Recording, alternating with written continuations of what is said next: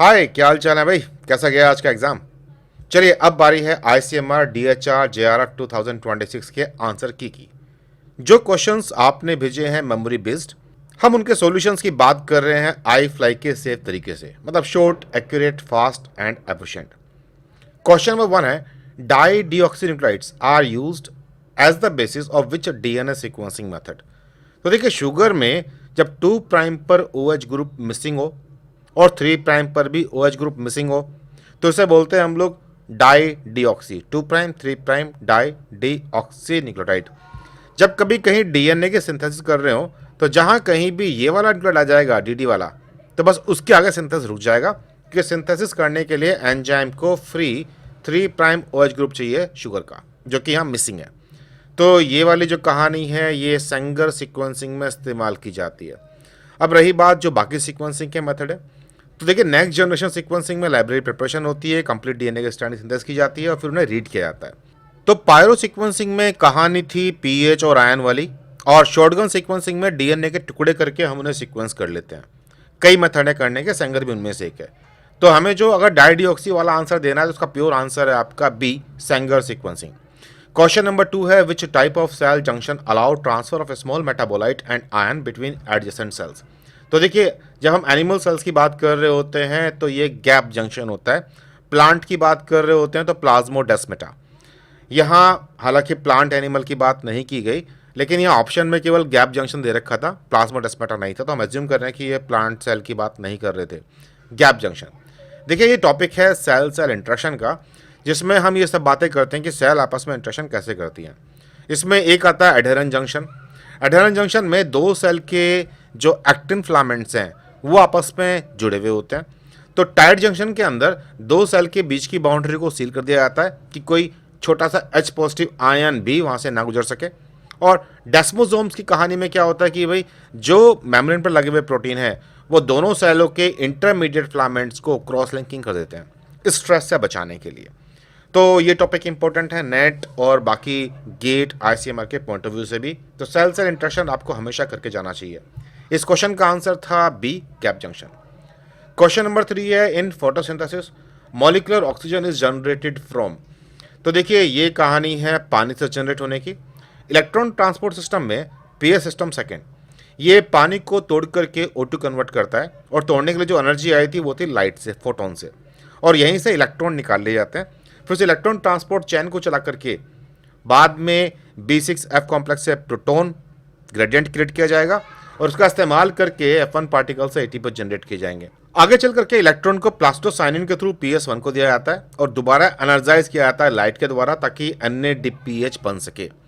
तो basic question था, photosynthesis में मॉलिक्यूलर ऑक्सीजन वाटर से जनरेट होती है, CO2 से नहीं।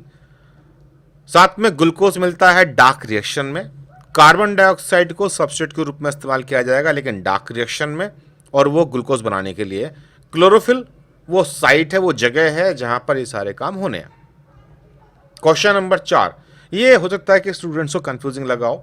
ELISA differs from western blotting mainly because ELISA does not require antibody. तो देखिए, चाहे भाई अलाइजा की बात करो चाहे वेस्टर्न ब्लॉटिंग के, दोनों ही जगह एंटीबॉडी लेबल्ड हमें जरूर चाहिए। बी है, ELISA is based on enzyme link detection without protein separation. यहाँ अलाइजा में क्या होता है, आप ब्लड से सीरम अलग करते हो और सीरम को डायरेक्ट इस्तेमाल कर लेते हो सैंपल को टेस्ट करने के लिए। यहाँ प्रोटीन प्यूरिफिकेशन नहीं होता, तो B statement is true. C statement है, वेस्टर्न ब्लॉटिंग यूजेस एंजाइम। तो भाई जो एंजाइम एंटीबॉडी पर लिंक्ड होते हैं जिनसे कलर प्रोड्यूस होता है, ऐसे ही एंजाइम अलाइजा में भी इस्तेमाल करते हैं। मत बोलो, एलाइजा का फुल फॉर्म ही तो ये है, एंजाइम लिंक्ड इम्यूनोसॉर्बेंट ऐसे। तो वेस्टर्न ब्लॉटिंग में भी एंजाइम होते हैं और अलाइजा में होते हैं, तो ये डिफरेंशिएट नहीं कर रहा। डी पॉइंट कह रहा है western blotting detect only antigen. ऐसा नहीं है, वहाँ एंटीबॉडी भी डिटेक्ट कर सकते हैं आप, और ऐसे ही हम लोग अलाइजा में भी कर सकते हैं।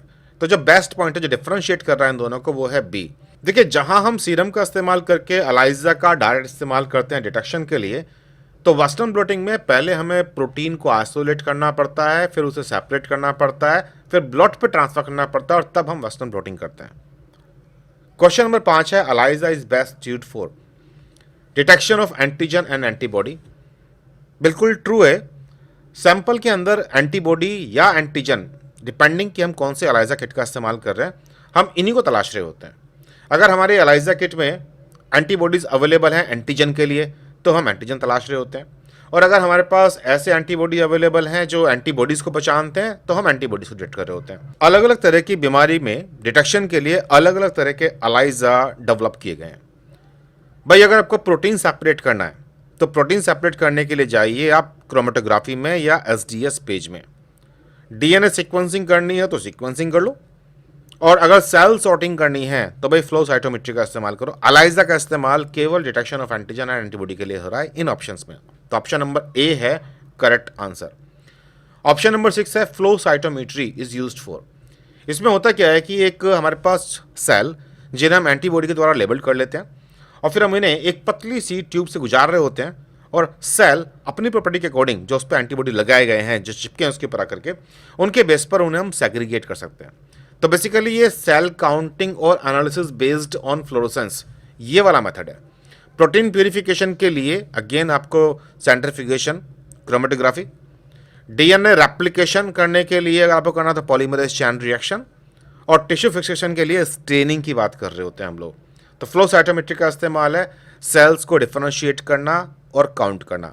यहाँ पे ये बात इंपॉर्टेंट है कि सेल को अलग अलग पहचान देने के लिए हम उन्हें एंटीबॉडी से लेबल करना पड़ता है, वो एंटीबॉडी जिन पर फ्लोरेसेंस टैग लगे हुए हैं, और फिर बाद में उसी फ्लोरेसेंस को एक्टिवेट करके अलग अलग फ्लोरेसेंस लगे हुए एंटीबॉडी कंटेनिंग सेल्स को सेपरेट किया जाता है। क्वेश्चन नंबर 7 है the primary role of MSC major histocompatibility complex is to. तो देखिए एमएससी दो तरह के होते हैं, एमएससी 1 और एमएससी 2। होते तो तीसरे तरह के भी हैं, अब वो तुम खुद सोचोगे थर्ड टाइप वाले कौन से हैं, बट फर्स्ट और सेकंड प्राइमरी और मेन है।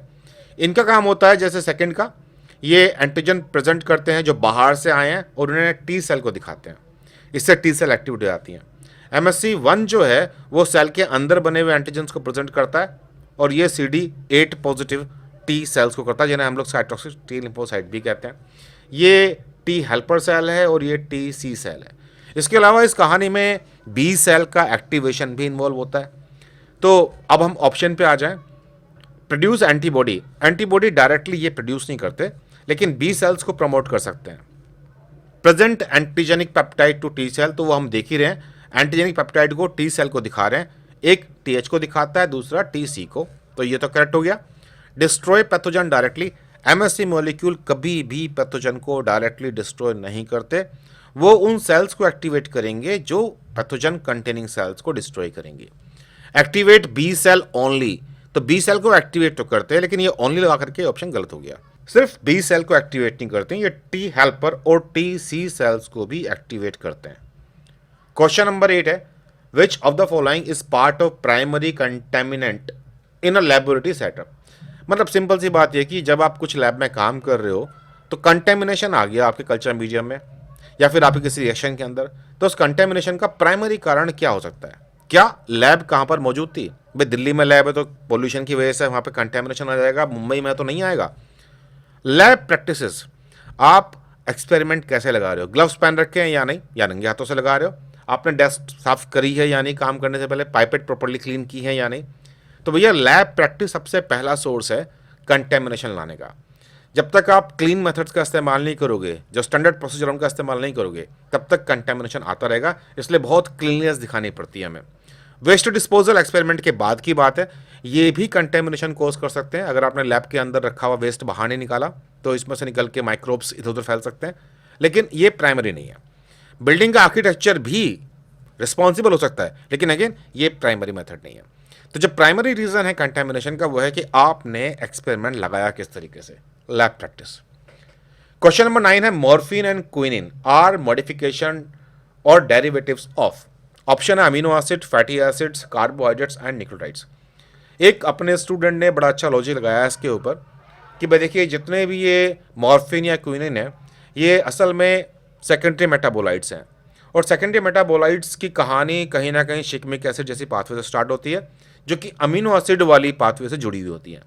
तो भाई इसका आंसर है अमीनो एसिड्स। अमीनो एसिड ही अल्टीमेटली मॉडिफाइड होकर के मॉर्फिन जैसे दूसरे सेकेंडरी मेटाबोलाइट्स बनाएंगे। क्वेश्चन नंबर 10 है thymine dimer formed by UV radiations are repaired by which DNA repair mechanism. सबसे कॉमन क्वेश्चनों में से एक होता है जब हम डीएनए डैमेज रिपेयर की बात करते हैं। अल्ट्रा वायलेट लाइट डीएनए पे पड़ी तो बगल वाले जो थायमिन्स होते हैं वो आपस में जुड़ करके थायमिन डायमर बना लेते हैं, जिससे बाद में रेप्लिकेशन में दिक्कत पड़ेगी। अब अगर हमें ये हिस्सा बाहर निकालना है तो दो तरीके हैं कि या तो आप उस कटे हुए पूरे हिस्से को बाहर निकाल दो, इंक्लूडिंग एक दो न्यूक्लियोटाइड आसपास के भी। इसे बोलते हैं हम लोग न्यूक्लियोटाइड एक्सिजन रिपेयर, NER। और दूसरा तरीका है कि डायरेक्ट आप इसको डिसॉल्व कर दो, जिसके लिए एंजाइम्स होते हैं जैसे कि फोटोलाइज, डीएनए फोटोलाइज। ये जाके बाइंड करेगा, इससे सूरज की रोशनी का इस्तेमाल करेगा और बॉन्ड को तोड़ देगा, जिससे थायमिन रिलीज हो जाएंगे। तो फोटोलाइज की बात तो नहीं कर रखी यहाँ पे, लेकिन यहाँ न्यूक्लियोटाइड एक्सिजन रिपेयर दे रखा है, तो ये ऑप्शन नंबर है A. Option number B, base excision repair, आमतौर पर सिंगल न्यूक्लियोटाइड को हटाने के लिए होता है। होमोलोगस रिकम्बिनेशन और नॉन होमोलोगस एंड ज्वाइनिंग ये बड़े बड़े डीएनए डैमेजेस को रिजॉल्व करने के लिए है, थायमिन डायमर के लिए नहीं होता। तो क्वेश्चन नंबर 10 का जो करेक्ट आंसर है वो है ऑप्शन नंबर ए। iFly के साथ आप भी GATE, CSIR NET, DBT JRF, ICMR और ऐसे दूसरे एग्जाम्स की प्रिपरेशन कर सकते हैं। iFly क्लासेस ज्वाइन करने के लिए आपको एक व्हाट्सअप करना पड़ता है, हम लोग कम्युनिकेट करते हैं, कोर्सेज समझाते हैं एंड देन उसके बाद आपकी क्लासेस स्टार्ट हो जाती हैं। ये ऑनलाइन क्लासेज हैं, आप कहीं से भी ज्वाइन कर सकते हैं। iFly के बारे में और अधिक जानकारी पाने के लिए आप गूगल कर सकते हैं iFly नेटगिट, या मुझे व्हाट्सअप भी कर सकते हैं 9013902981। चलिए फिर जल्दी ही मिलते हैं ICMR के बाकी क्वेश्चन के सॉल्यूशन के साथ नेक्स्ट वीडियो में। तब तक के लिए बाय बाय।